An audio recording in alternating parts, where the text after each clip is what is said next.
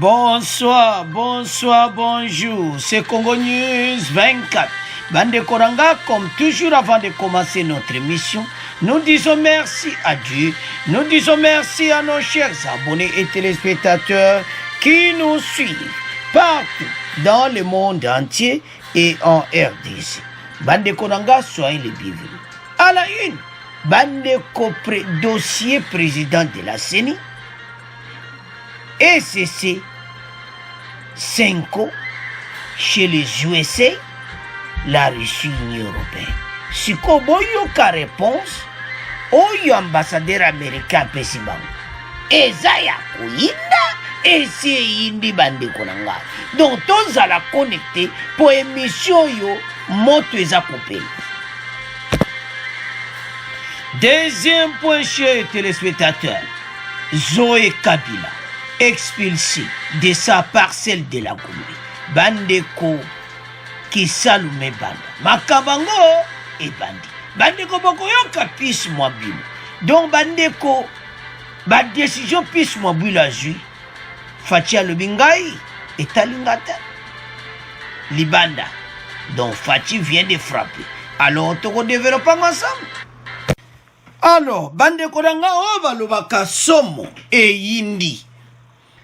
Bandeko, ton bande mission avec ECC5, Bambonete Fubaki Umuna, les ambassadeurs américains, russes et Union européenne. Bandeko, ambassadeur Bakutana Kina ECC na 5. Kotuna bon, qu'est-ce qui ne va pas? Alors, ma solo na bango, réponse ne, Bazuyango lelo. Bandeko, eza passé comme on a. Bango bako sala nini. Les affaires intérieures à RDC. Nous sommes un pays indépendant. Bango basaba ambassadeur. Balu wana pona coopération. Toyoka na makambo toyoka na et tout ça. Mais les affaires intérieures. Boko yoka ambassadeur américain. Eza makambo na bango te. Bango balu yaka pona kosola ko aider. Mais pourquoi? Bake kosola na bango. Pourquoi bake komea makamba seniti kosola ambassadeur américain? Ambassadeur américain kosala nini? Bokoyoka réponse. Mak amapesi bango. Esa mawa. Bozo l'exalaire ya pamba. Pourquoi que ne komona bango? Perte du temps. Bande konanga. Alors. Pour Mike Hamon, il est impératif que la démocratie congolaise avance en respectant les délais pour la tenue des élections. Adi ponaye, ezara que démocratie congolaise est libosu. Na délai boyo kanaki, élection et salama. Siko, makambo mwa kene ko sola na ye. Boko yoka bande konangai. Et puis, ambassadeur ya IRSS, alobi bozo mone namboso. Alobi ye kutunde abomi penza, ye pena, oyo kaka, a écroué l'issue ECC na 5. Dans l'église catholique et protestante, kutu mawatro, ba réponse au ba Dieu par ambassadeur. Baza obligé, ba lobango na ba média. Pour l'ambassadeur américain, on voudrait avoir les élections en 2022 qui seront bien organisées et équitables. Le rêve des États-Unis est toujours renforcer la démocratie congolaise. Je suis heureux que tout le monde est d'accord. Il n'y aura pas de glissement. Maintenant, il faut faire avancer le processus pour préparer les élections en 2023.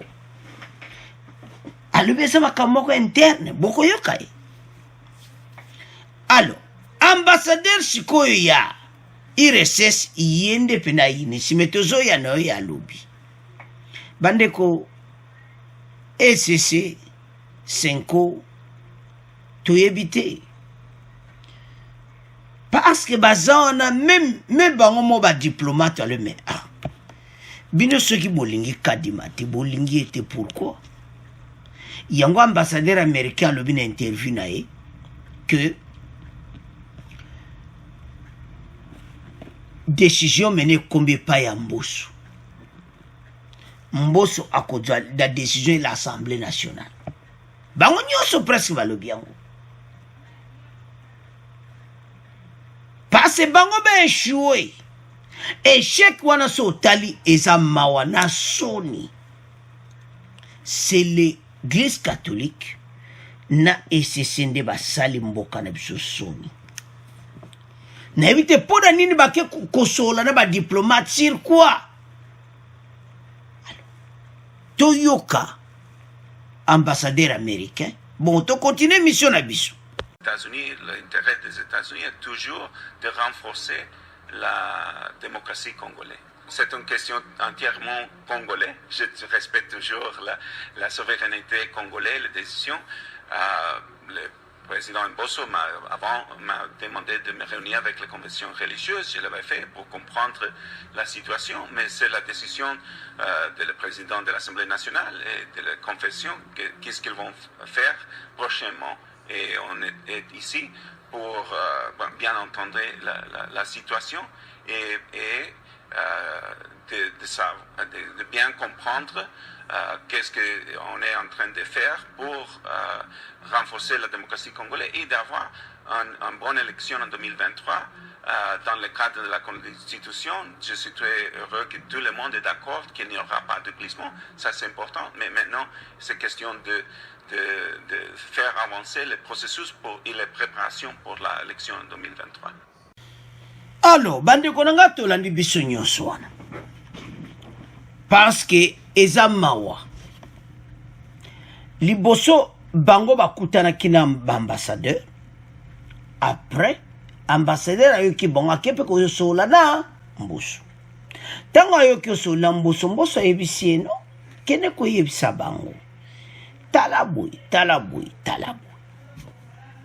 Ambassadeur américain kepe ko sola na bango tolandi wana.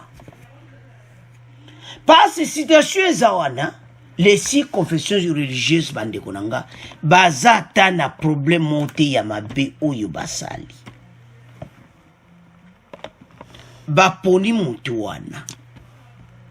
Soki yo lingiti, il faut pesanga raison yo lingiti.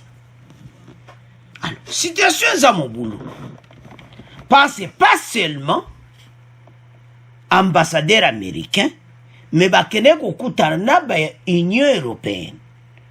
Wana ezalaki semaine okuna tolobaki on pene mission. Mais les sous ambassadeurs russes ne yende mutaye ko pena yoka ko indisa. A écroué pena lisusu ECC na 5. Donc ambassadeur russe kuti yoka do soma indisi. L'ambassadeur Alexis Sentebov, quant à lui, interpellait les députés en vue de déterminer le processus électoral. Ah, Baris Makati Makambu, Baris Walobi, tato kera msoka musika. Ba député de Bakata, et Mbosso, et binonde boza majorité, bokata likambu. La majorité des députés de cette chambre sont de l'Union sacrée. One ambassadeur russe. Il représente presque toutes les couches de la population de ce pays. Alors, l'Union sacrée, baza pena population bango baza majorité dans l'Assemblée nationale. Donc, bango baza élu, bango baza pena goka, so ba décider pour le peuple belé. Donc, la majorité. Alors, ambassadeur russe à l'obi, mais ça n'a pas facile. L'Union sacrée représente presque toutes les couches de la population de ces pays. Ils ont droit de déterminer les processus en cours dans ces pays. Nous sommes prêts à soutenir votre pays, même au sein du Conseil de sécurité de l'ONU. Voilà. Makambu yangoana. Balobiso likamwe bango baoloba te. Biso toyokaki. Pas ambassadeur américain pende azana soko baza lo kolomona kaswaza. Donc bango tout il faut bazala au milieu des villages. Alors ambassadeur russe nde mutu ayindi si koleka.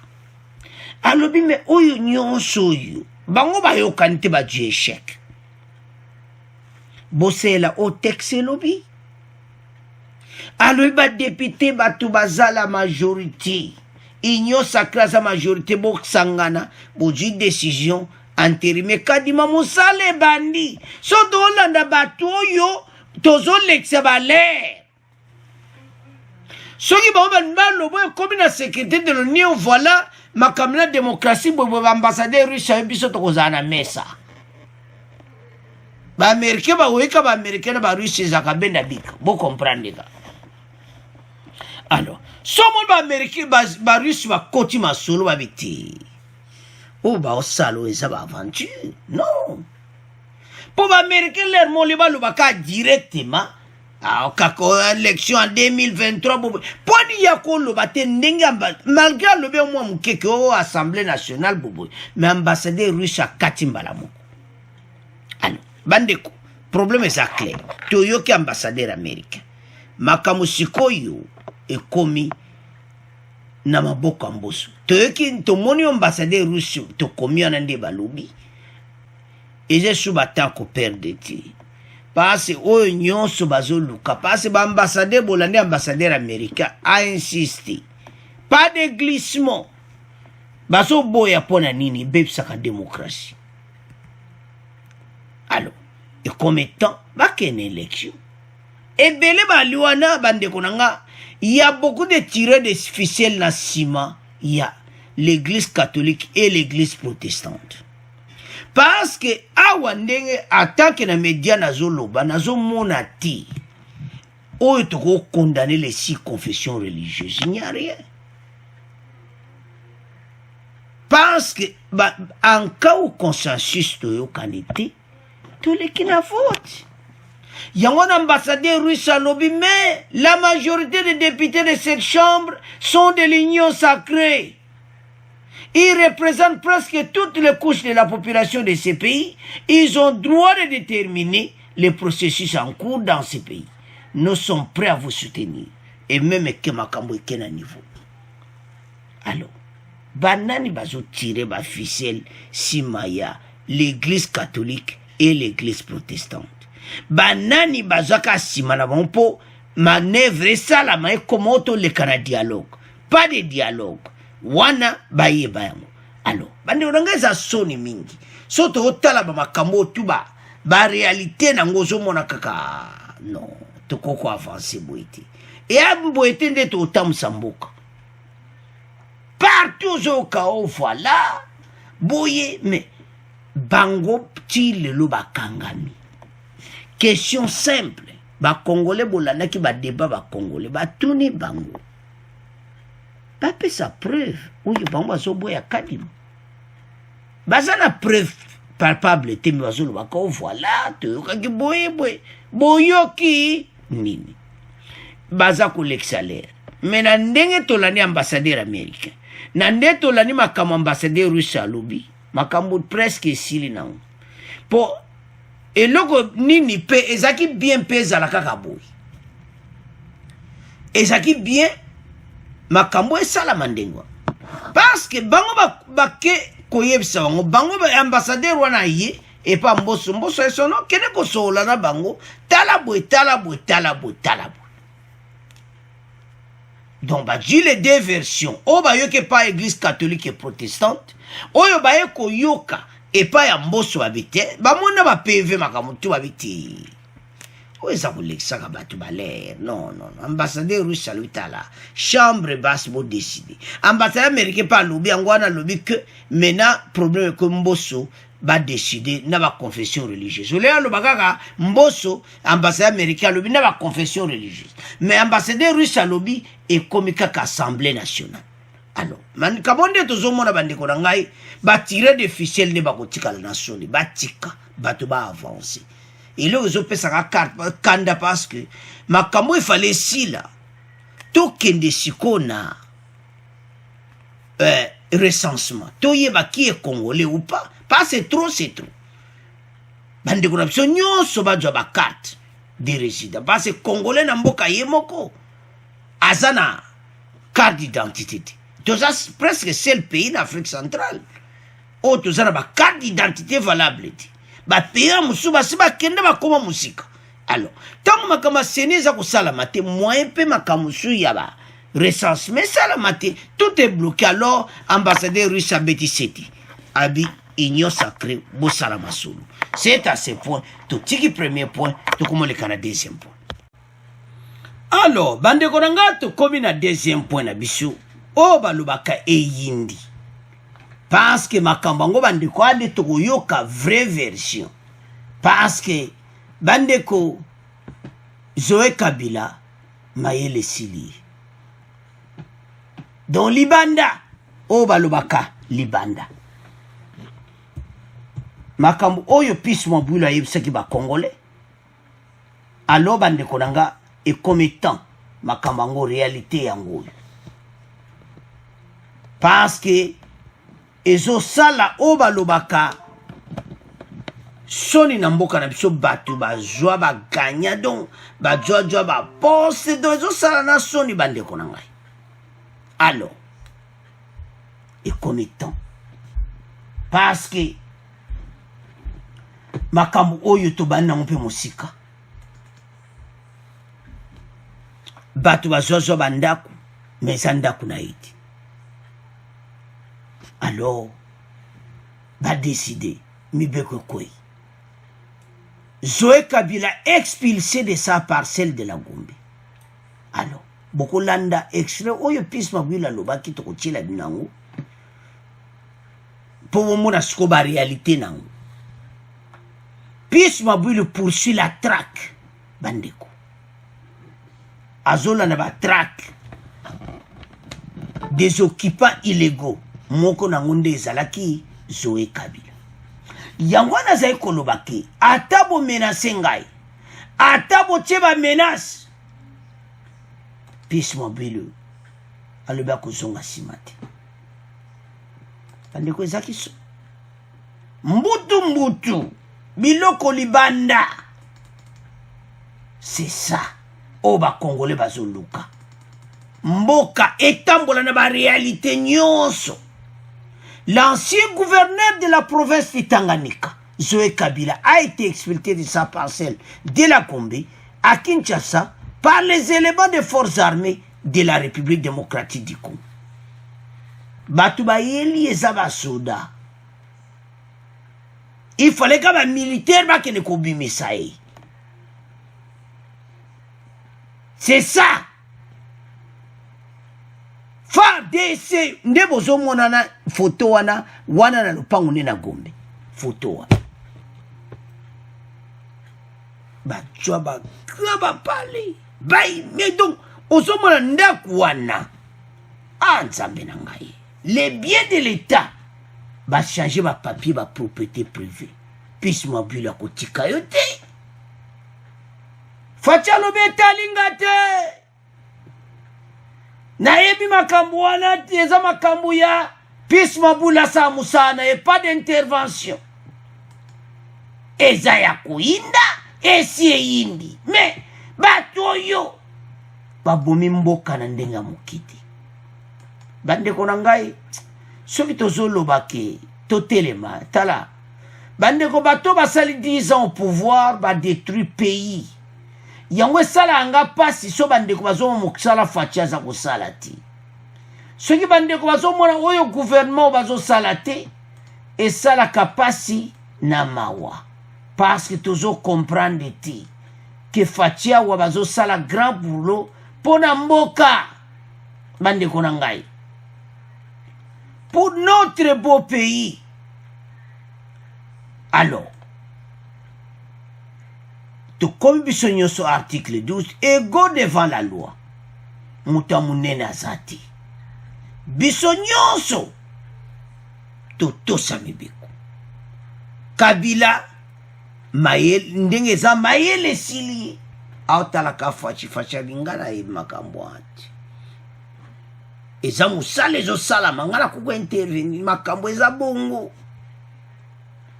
Selon les premières informations récupérées par Zoé Kabila, aurait acheté cette maison depuis 2004 auprès de messieurs nde batie ozomona bakombo wana bandeko nanga. Donc bolande histoire bien auprès de M. Koundou, qui l'aurait lui-même acheté auprès du ministère du portefeuille. Ya sombiango et pas M. Koundou. Et puis Yé Koundou a sombiango pas ministre portefeuille. Donc ils ont un dossier mon cas mystique. Ministre a teki le palais. Ah, oui, bande kotala. Ta mboka na biso. Bande ko. So bozo mone pas mboka zo kene. Te nazo comprendre te se batu bazana pongi ou bien misu bazo mona te. Musala oyo gouvernement baza ko sala. Et c'est boza ko lala ou bien bozande. Bola muka. Ba Congolais. Pozo sala soni. Zoé Kabila soma ki on a 2004. Vous comprenez, à 2001, Kabila continue à pouvoir. 3 ans après, Zoé Kabila a dû crapaler. Babouldik donc sakanati. Ah, Nzambie. Mbokanabiso. Et ça la passe. Notre beau pays.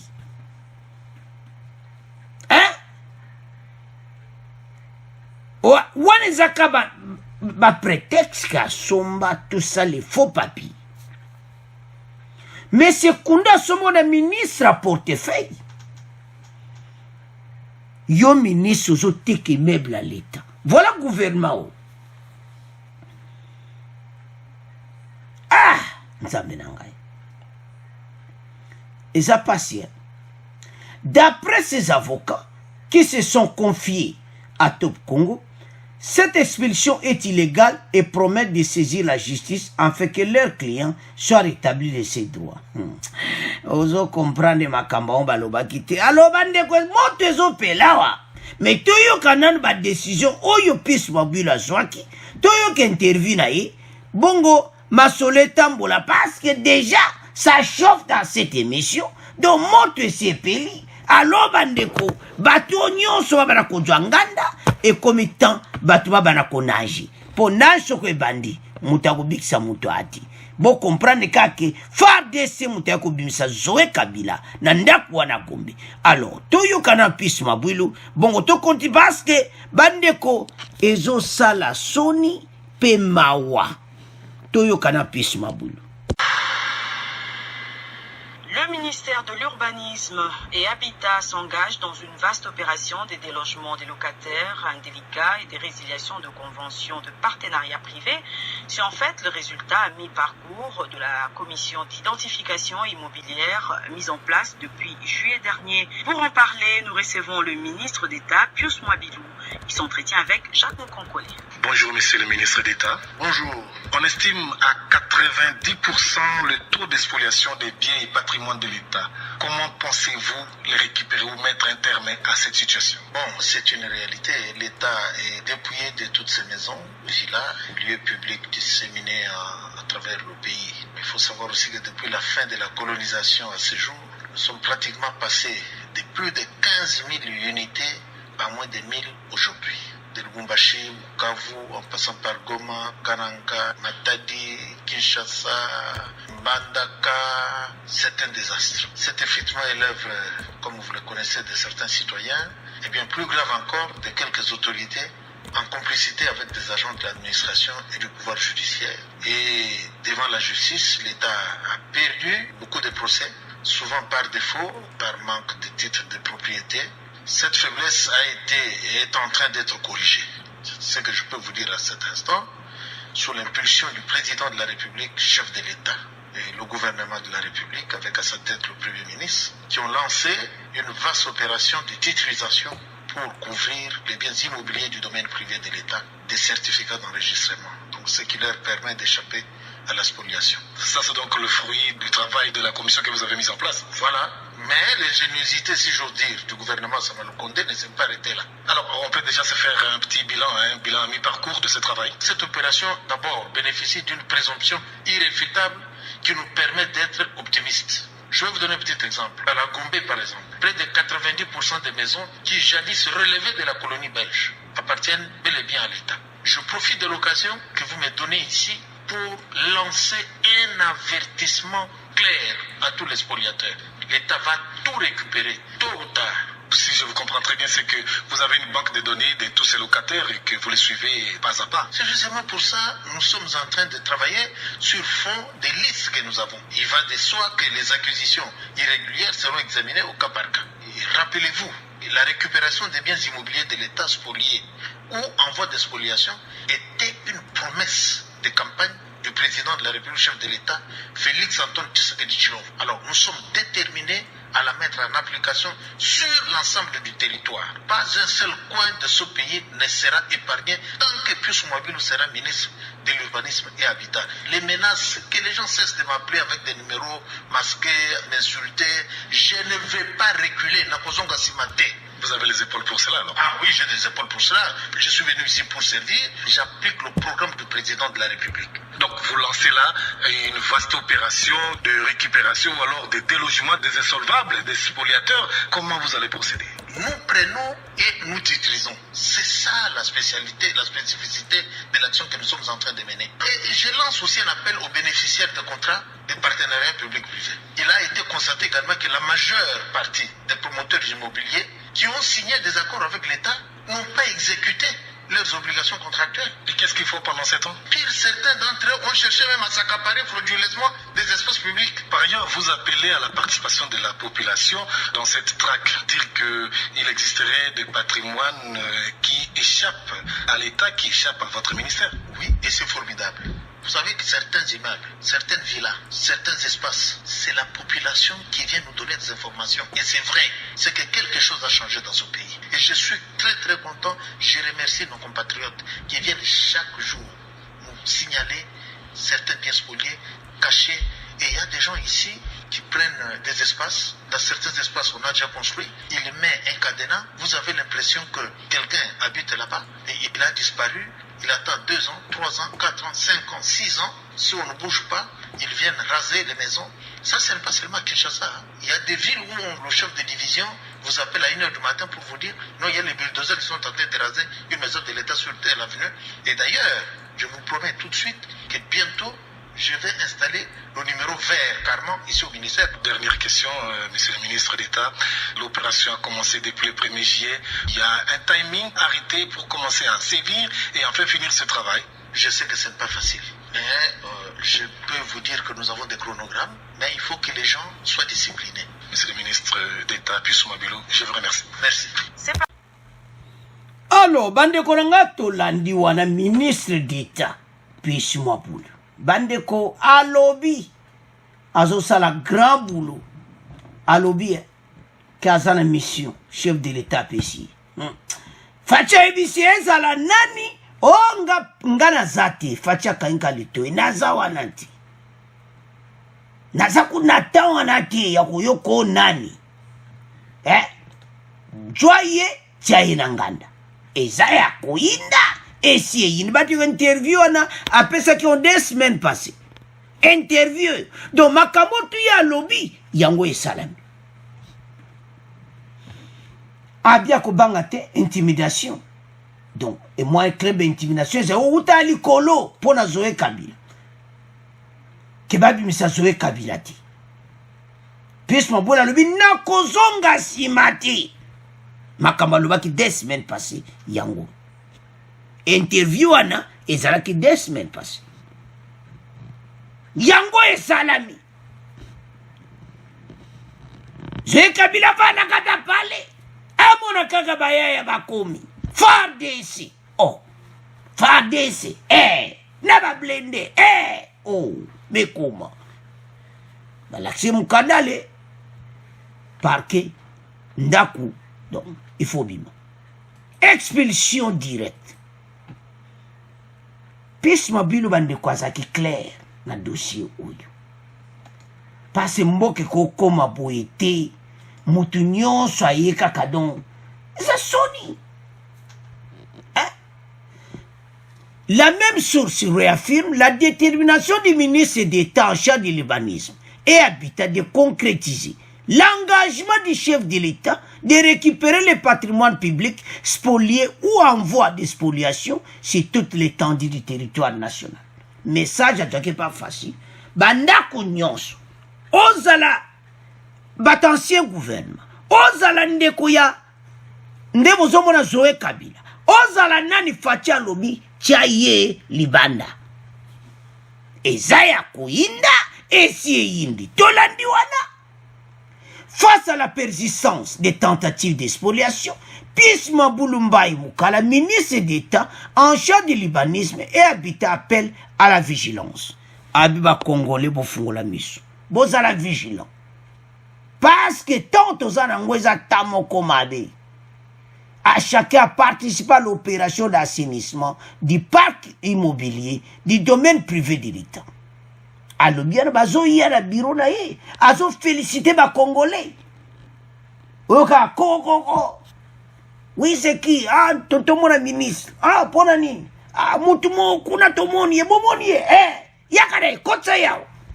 Alors talabwe balabala bwe na gombe na kwebwe mukonzi mo bazwa yango mutu mo azwa yango allez baba niko luka ba dossier bandeko. Le problème qui est là, ce qui est information, c'est pas les dossiers, urbanisme et habitat RDC, c'est ça qui est informatisé. Tout ça qu'on imagine, les lobes ont ma tout en place. Mais dans ce temps-là, bazokoluka farde koluka. Alors que les makamunyoso, il fait ça là informatisé. Les bako kundola dossier wana bakotala spoliation. Oh spoliation. Bandeko, des immeubles de l'État spoliés par ce gouvernement pendant les 20 ans au pouvoir. Yangwa lobiki boya ko dénoncer. Pour dénoncer tout acte avéré des processus d'expoliation auprès de l'administration du libanisme et habitat ou des services judiciaires. Donc, Wana Makambo Pius Maboula fait savoir le cabinet du ministre d'État Pius Maboula. Bandeko Zoé Kabila, bamona ka kia bisa o izaka do nyonso to sala, mutakosabi sur le kamboate. Mutakosabi le kamboate. Bande kotala et comme kana l'air moko bato il faut ba comprendre ba yebaki makambo to ba osala ya to lo bagiti tala makambo to sala ke zonga na ngo ezonga ka oh tout ba congolais va souffrir des années et comme temps les Congolais vont continuer à souffrir. Parce que ça sonne, de souffrir mingi dans notre propre pays, Congolais à Kokolobati, Congolais à menacé dans son propre pays. Et ça sonne. Et ça sonne na mboka, sonne na bisonyos. Parce que tu vas continuer à boyeti. Yango bande konanga botelema et comme état bisognos tous à l'ensemble bandeko et comme état bisognos to avancer mboka oyo parce que oyo bato basali pendant les 20 ans chance de aux mona mboka na pouvoir pour déloger bato nyonso wana bandeko l'état ko récupérer mbongo. Ils ont vendu des immeubles partout, des immeubles à l'État. Sans comparer de millions de dollars. Donc, si on a à l'État, il va umutu. Les Libanais, on a nyos. Les Somba va parler. Il faut récupérer le palais. Parce que les Libanais, on a pu faire faux prix. Et puis, ils avaient immeubles à l'État. Comment côté que la Libanais immeuble à l'État? On a un problème bazaki nango.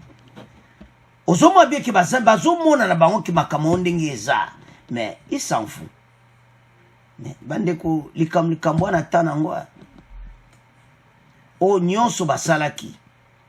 yango ezozongela bango peuple congolais kozonga nsima te mais bayeba ete ekomi temps oyo oyo balobaka les intouchables eza lisusu te fati alibere makambo nyonso bato bakoma quand même libre otokende makambo otika mboka eza boyi non trop c'est trop bandeko nanga trop c'est trop alors tozoyebisa bandeko bakongolais tala oyo ekomi tanko biso nyonso toyeba epai mboka ewuti na nde tokomi lelo boyebaki toza na président oyo azolinga abongisa mboka bandeko bomituna na question 18 ans 20 ans passé nana ya kobimisa Zoé Kabila ya ndako wana mais yo oza na problème okozala ozare baokanga yo donc pourquoi yango toza koloba impunité ezalaki na ndenge ya moke te bakongolais na mboka na ye moko aza na parole te donc toza donc ozoyoka tozonyokwama me bandeko tokomi na temps oyo fati apesi bato liberté aboyi bandeko bakongolais bosepelako borejuire toza na mokonzi na yango nomona bato mosusu na bime yo utai koloba ake voilà Kabila aza mabe ye soko alongwe en tout cas batia biso n'importe présent tokosupporte ye tout ça mais baye kotia biso mwana mboka abimi na pouvoir nzambe atie po nzambe mutatiaka bato nzambe mutaponaka tant toponaka eza la volonté de Dieu esalami fati nzambe alobi atie ye wana au lieu que biso tozala biso nyonso bomoko mais tozozala divisé. C'est bizarre. Quand je vois cette division, naso tala na bien ngai. Ba Congolais tozo comprendre te. Tozo comprendre makambo ngo te. Ba Congolais bolamuka. Oze sutante akolala pongi. Ba kosibe biso mingi te. Otelema tonyokwa miawa pendant les 20 ans. Mais l'ero lié que tout se là, mais biso tous. Bandeko, tant que plus ma boule a pesa qui discours, interview wana, bazaye komona okabo. To la di biso nyonso. Alobaki akozonga simati. 10 jours après, yango salamiti. Parce que bon, mon qui le plus fort. N'a pas bien n'a phone, n'a pas numéro anonyme. Donc tout ça, bazako intimider, puis ma bureau n'a kozonga simate. N'a pas mission en chef de l'État. Oja kinda kwa l'État, il faut bima. Alors, bango bazo yina puis ma bureau, osala boulot na ye. Non, toko ko avancer boite. Boye bakaza ministre d'État.